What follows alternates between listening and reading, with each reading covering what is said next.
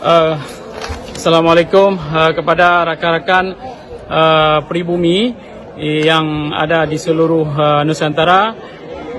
Acara rapat Forum Indigenous People, Forum Pribumi yang ada di kantor PBB di United Nations New York mulai dari 15 sampai 26 April is close, ya, telah berakhir.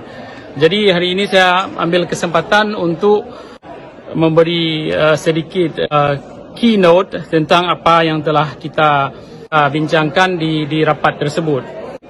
Pertama sekali, judul tahun ini adalah Enhancing Indigenous People Right to Self-Determination, yang artinya orang pribumi ada hak untuk merdeka. Kita berpidato tentang hak kemerdekaan Aceh, supaya kita semua tahu yang bahawa Indonesia tiada hak melarang orang-orang pribumi untuk kebebasan mereka. Sama ada itu Papua, Maluku atau Aceh sendiri, mereka tidak bisa melarang kita berbicara untuk kemerdekaan kita. Jadi Indonesia jangan jadi negara biadab yang selalu membunuh orang yang meminta kebebasannya. Jadi kalau bahasa Inggris itu bilang savage. Indonesia jangan jadi negara savage karena membunuh mereka yang minta kebebasan. Kalau Indonesia bisa merdeka, maka Aceh, Papua dan Maluku dan lain-lain pribumi di Sumatera pun bisa juga merdeka.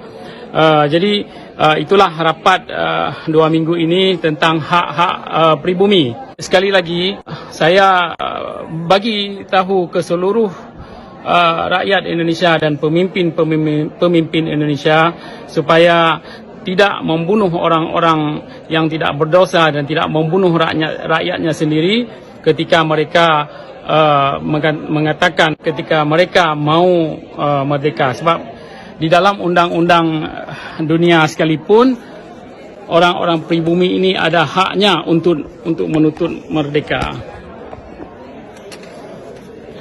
Karena orang-orang pribumi ini pun ada haknya untuk menuntut merdeka. Tapi kalau negara Indonesia memerangi orang pribumi yang menyuarakan hak-hak mereka, maka orang pribumi bisa membela dirinya, bisa menggunakan senjata untuk membela dirinya. Itu sah dari hukum internasional. Jadi sekali lagi saya harapkan kepada Indonesia, kepada kawan-kawan yang mendengar apa yang saya katakan ini, bahawa kita sebagai pribumi ada hak untuk kebebasan diri kita sendiri.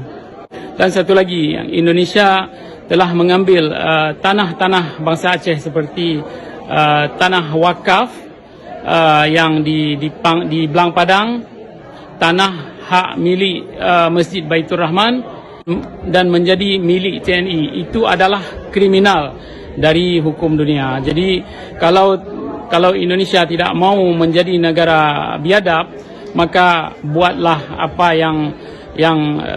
yang bagus untuk negara itu. Yang bahawa kita sebagai pribumi ada hak untuk merdeka.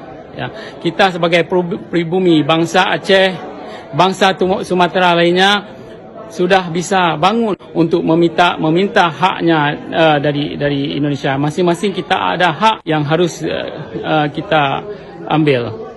Ya, jadi sekali lagi untuk negara Indonesia, kami ada hak untuk membicarakan kebebasan kami dan kami ada hak untuk merdeka. Terima kasih.